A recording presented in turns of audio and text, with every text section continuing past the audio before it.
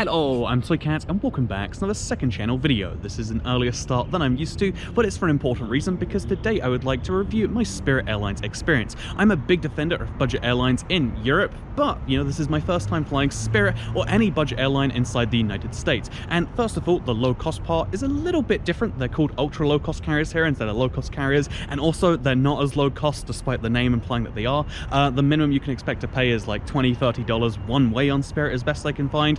And my flight today is $125 each way, compared though to over $150 for the bare minimum economy ticket, with Delta Airlines the only real competitor offering direct service, and compared to a lot more if I want to fly American or United or anything like that. So the question is Spirit Airlines, with its gaudy yellow planes and its over-the-top looking ultra low-cost carrier model, is that something worth flying? Today I'm finding out by flying, by the way, for that price less than Delta's economy in a big front seat. This is a big curiosity that I'm looking forward to finding out, so let's head to the airport.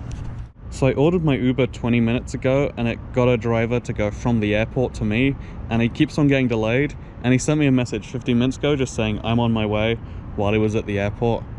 It's a little frustrating, and it means I'm going to get to the airport less than an hour before my flight, something that you don't usually do in Europe, but apparently it's okay in America, so let's hope that that's true. I am now through airport security at Las Vegas Airport, and do you know what that means? That means slot machines. Lots and lots and lots of slot machines, which is kind of beautiful. It's a fitting theme for the airport in this state. Anyway, with that said, I'm very lucky that I arrived early, and I'm very lucky my gate is very close, because I was whisked away from the middle of the line, taken off to some VIP security. They kept saying VIP, and I felt, wow, I'm just so famous that way. But in reality, it's because I got a bunch of S's on my boarding pass. They do an extreme security check on me, take every single item out of my luggage, check me, for traces of things you don't see in an airport multiple times. But I'm now good. I'm going past the Lego vending machine apparently, and I'm gonna go find my flight, and hopefully it's still there. I don't know how that works, but let's try. Man, isn't Las Vegas Airport beautiful? You get your bright yellow planes, and then you get your view of the Strip right in the background. So pretty, so pretty. It's a surprisingly busy flight actually as well, so I'm even more glad that I've got the space in front given the times that we might be in right now. But yeah, we can talk more about it when we're on board, and we actually can experience what it's like to fly them, because it's clearly going to be so different, right? Please. This is the big front seat, which is just the exact same size as a domestic first seat from another airline, maybe slightly less comfortable, you could argue, but the important thing is that with such a busy plane, during these times, if you are worried about being super close to someone else, for an extended period of time, then it's worth mentioning that these big front seats are a great value way to keep yourself separated on airlines that do not block middle seats. Also, something is that you have to keep in mind is that there is no in-flight entertainment, but something I always have to mention is that when flying domestically, being able to look out the window and seeing the beautiful landscapes of America, and seeing just how much it changes even on a flight that's only 4 hours between Las Vegas and Atlanta, it is beautiful, and it's all the entertainment I ever need, at least until we land in Atlanta. So I'm now here in Atlanta, Georgia, and I'd love to talk about the flight. This whole video is about that. I'll of course wrap that up, but just an interesting observation about how different this is, even inside the United States, just going east to west. Not only is the time difference changed, but also when I left, it was 20 degrees in Las Vegas, Nevada, and I was kind of cold, maybe because I've acclimatized to, like 30, 40, 47 degree days. I'll put those in fake degrees for those of you who don't understand Celsius, like, why is boiling at 100 and why is freezing at 0? It's so confusing. They should be at 32 and 228. That's much more logical. Anyway, so there are genuinely people who are like, no, Fahrenheit's the 100-degree system. It's the only one that put a man on the moon. And it's like, yeah, that's a compelling argument you make right there. But leaving aside that, I was 20 degrees in Las Vegas, and I was genuinely a little chilly. Not like enough to be like, oh, I need to go get a hoodie, but where like maybe a hoodie or something would have been a little more comfortable. But then I arrive here in Georgia, where it's also 20 degrees, 23 if we want to be a stickler, but it's only 3 degrees hotter, but I am boiling, I am sweltering. And the reason for that is humidity. People always talk about humidity, but I've never had such a direct one-to-one comparison. Like, I obviously knew that the fact that I could even be outside in 44 degrees in low humidity showed that Vegas was obviously, the humidity thing was big there at the higher temperatures. But even in these mid-ranges, mid-range and humid is uncomfortable. Mid-range and dry is nice. And yeah, that's why British people complain, I guess.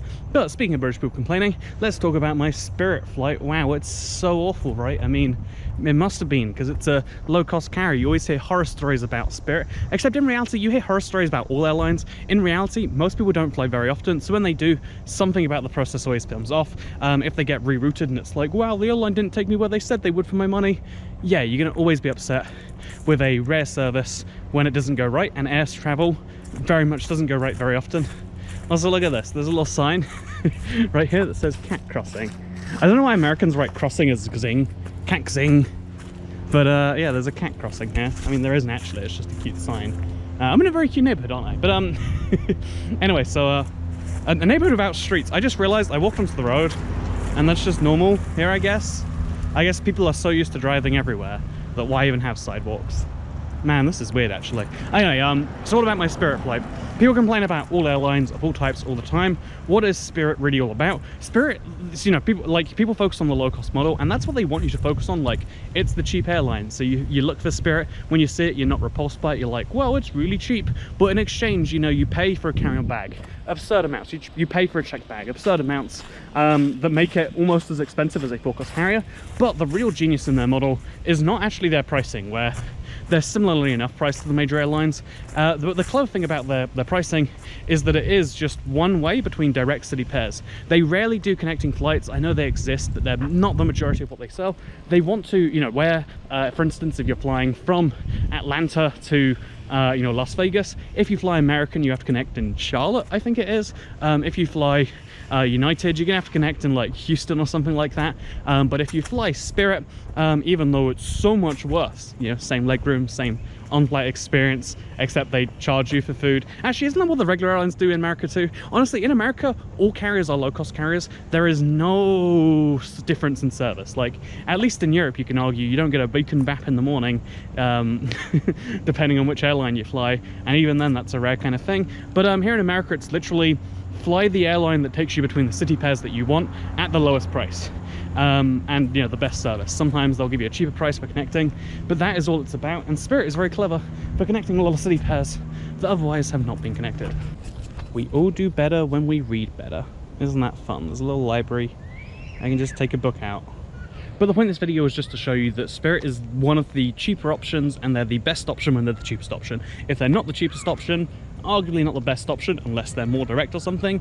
But the one key thing they do have that I couldn't really wrap into this video so well is that big front seat is one of the best deals in aviation. You can pay, it's usually less than $75 because it was a long flight. You can pay $70 just for the seat, and honestly, if you just want space, isn't that a good deal if you are large or whatever else? If there is a grand conclusion from this video, it's probably just that big front seat and Spirit, pretty darn good. Would recommend as a value source. And otherwise, all airlines are the same.